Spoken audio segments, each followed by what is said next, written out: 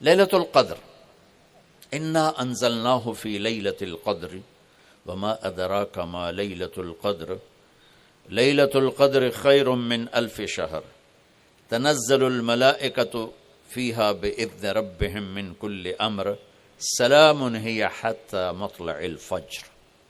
ہم نے قرآن کو لیلۃ القدر میں اتارا، تمہیں کیا خبر کہ لیلۃ القدر کیا ہے؟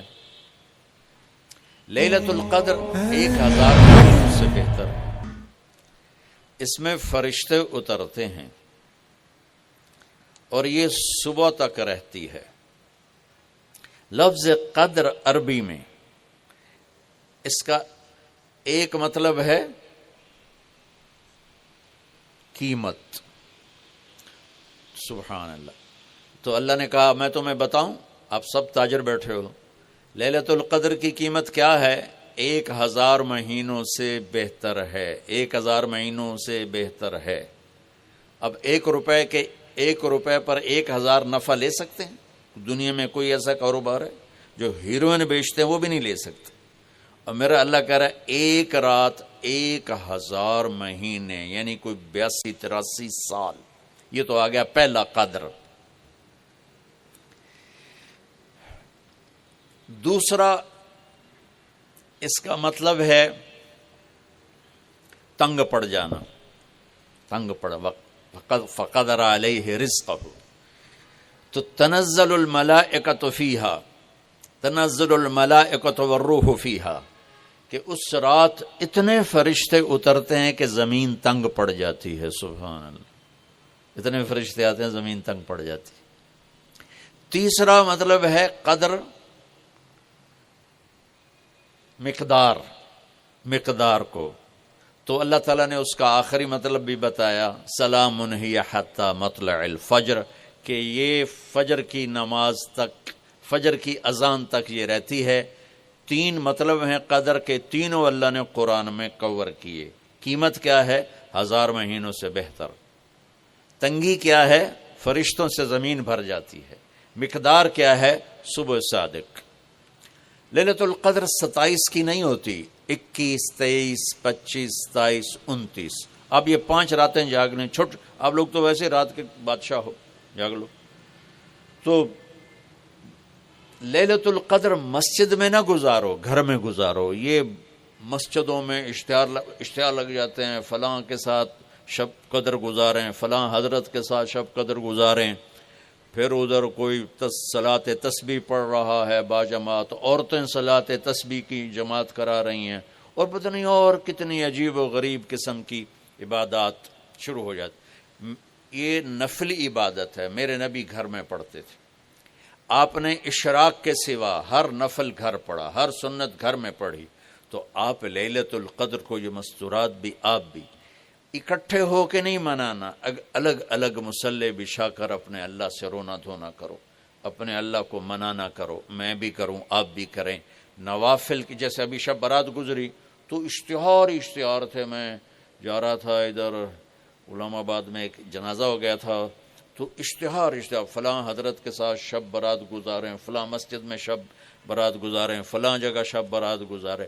بھائی وہ گھر میں منانے کی ہے، مسجد میں نہیں۔ میرے نبی نے نفلوں کو تنہائی میں ادا کیا، فرض کو مجمع میں ادا کیا۔ لیلۃ القدر میں جاگنا نفل ہے، اور پھر جب کٹھے ہو جائیں گے لوگ اور عورتیں تو پھر ساتھ غیبت بھی چلے گی، اور ایک غیبت کا بول ساری رات کو اڑا کے رکھ دے گا۔ مردوں یا عورت کٹھے ہو جائیں، غیبت سے تو بچتے نہیں، نہ ہی رک سکتے ہیں۔ سندھ سے ہم بائی روڈ آ رہے تھے، کراچی سے بائی روڈ جماعت تھی، تو وہ راستے میں بڑی غیبت کریں، نوجوان تھے سارے نئے نئے، میں چپ کر کے سنتا رہا۔ جب کوئی 2 دن گزر گئے نا، تو ہمارے پاس بڑی وین تھی، میں نے کہا بچوں ایک نصیحت کرتا ہوں کہ غیبت نہ کیا کرو، مذاق کرو، ہنسا کرو، کھیڑا کرو، غیبت نہ کرو۔ تھوڑی سی میں نے اس پہ بات کی تو بڑے متاثر ہوئے، کہا جی ٹھیک ہے انشاءاللہ آئندہ بالکل نہیں کریں۔ کوئی آدھا گھنٹہ گاڑی میں سناٹا رہا، آدھے گھنٹے کے بعد ایک بولے مولانا یہ غیبت نہ کری تو پھر گلاں کی کریے۔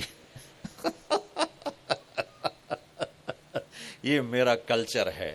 لہذا عورتیں عبادت کے لیے بھی اکٹھی ہوں گی تو غیبت شروع ہوگی, مرد مسجد میں اکٹھے ہوں گے وقت ضائع ہوگا, غیبت شروع ہوگی. میرے بھائی بہنوں, ہر نفل کو گھر میں گزار, اپنے گھر کو بابرکت بناؤ, اپنے گھروں میں نفل پڑھو, تلاوت کرو, ذکر کرو. صرف اشراق کے نفل میرے نبی مسجد میں پڑھتے تھے 2 رکعت, باقی ہر نفل آپ نے مسجد میں ادا کی. تو یہ چند چیزیں رمضان کے متعلق میں نے عرض کی ہیں. اب ایک بڑی اہم بات میں آپ کے سامنے عرض کرنا چاہتا ہوں. رمضان کی دولت کس سے ملے گی, رمضان کی برکات کس سے ملیں گی, اور کون محروم ہو جائے گا؟ آپ نے فرمایا 4 آدمی ایسے ہیں جن کی رمضان اور شب قدر میں بھی بخشش نہیں ہوتی, بس اس سے ہم اپنے آپ کو بچا لیں. کون ہے یا رسول اللہ؟ آپ نے کہا مدمن خمرن, شراب کا عادی. کبھی کوئی پی لے توبہ کر لے, میں اس کی اجازت نہیں دے رہا ہوں. مدمن کا لفظ ہے کہ جو روزانہ شراب پیتا ہے, اس کی رمضان میں بخشش نہیں. حق لوالدیہ, جو ماں باپ کا نافرمان ہے, اس کی بخشش نہیں. قاطع الرحم, رشتہ داروں سے لڑنے والا, اس کی بخشش نہیں. المشاحن, دل میں بغض رکھنے والا, اس کی بخشش نہیں. ہر وہ چیز جو میرے آپ کے لیے نقصان دے اللہ نے حرام کر دی, ہر وہ چیز جو میرے آپ کے لیے مفید ہے اللہ نے حلال کر دی. سود حرام کر دیا. ہمارے پاکستان کی معیشت نہیں, پوری دنیا کی معیشت ڈوبی پڑی ہے, سارے ملک قرضوں پہ چل رہے ہیں. سود نے پوری دنیا کو تباہ کر دیا. تو میرے اللہ تعالیٰ نے, آپ دیکھتے ہیں میرا اللہ کہتا ہے فَأَذَنُوا بِحَرْبٍ مِّنَ اللَّهِ وَرَسُولِهِ, اگر سود نہیں چھوڑو گے تو میرے اور میرے رسول مل کر تمہارے خلاف جنگ کریں گے. تو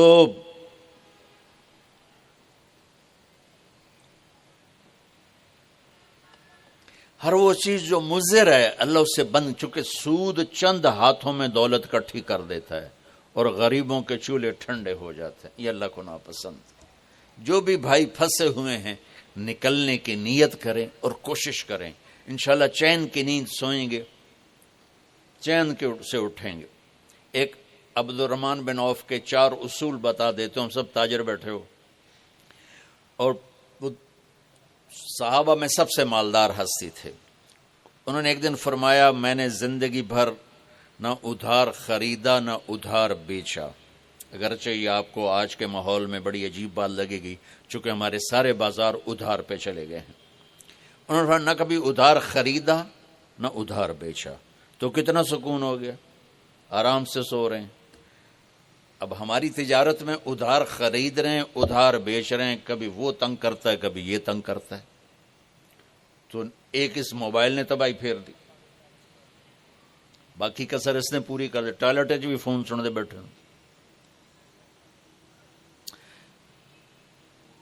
کبھی سٹاک نہیں کیا مال کو, کبھی سٹاک نہیں کیا, جو ہی نفع ملا فوراً بیچ دیا. واہ واہ. تو ادھار خریدا نہیں, ادھار بیچا نہیں 2, کبھی سٹاک نہیں کیا 3, اور کبھی سودے کا عیب چھپایا نہیں. اس میں کوئی عیب ہے بتا دیا. آپ اس پہ آ جائیں, آپ کو شروع میں مشکل ہوگی.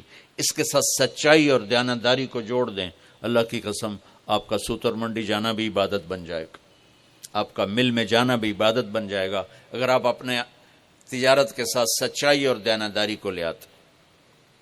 پھر اللہ تعالیٰ نے اس میں غریب آدمی کے روزے اچھے گزر جائیں, عید اچھی گزر جائے, اس کے لیے اللہ تعالیٰ نے صدقہ فطر رکھا ہے. ہم اسے عید کے ساتھ جوڑ دیتے. پہلی رمضان سے دینا چاہیے تاکہ غریب اپنا کوئی روزہ تو رکھ سکے. پہلے رمضان سے 29 رمضان تک جب مرضی دے دیں, اور اگر وہ فطرانہ ادا نہیں کرتا تو اس کے روزے اس کے سر کے اوپر سے بھی نہیں جاتے, وہیں کھڑے رہتے ہیں. اور عام طور پر یہاں اخبار میں ٹی وی پر گندم کے لحاظ سے آتا ہے 2 سیر کڑک دے دو, وہ تھوڑے سے پیسے ہیں, 100-200 روپے ہے. میں آپ کو آپ سب مالدار لوگ بیٹھے ہیں, میں آپ کو اپنے نبی کا صدقہ فطر بتاتا ہوں کہ آپ کیا دیتے تھے. آپ کشمش دیتے تھے, کھجور دیتے تھے,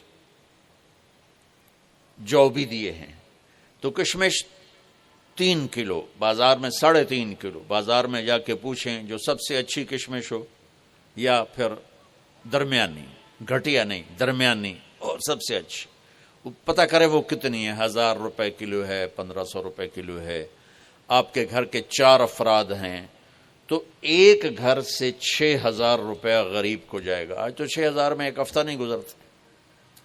تو اب سب سے عرض کرتا ہوں، ویسے بھی خیرات کریں، افطاریاں کروائیں، اور صدقہ فطر کشمش کے حساب سے دیں۔ یہ آپ سب بھائی بہنوں کی خدمت میں گزارش ہے۔ اللہ نے آپ کو رزق دیا، خرچ کریں، یہی آپ کے ساتھ جائے گا، باقی سارا ادھر ہی رہ جائے گا۔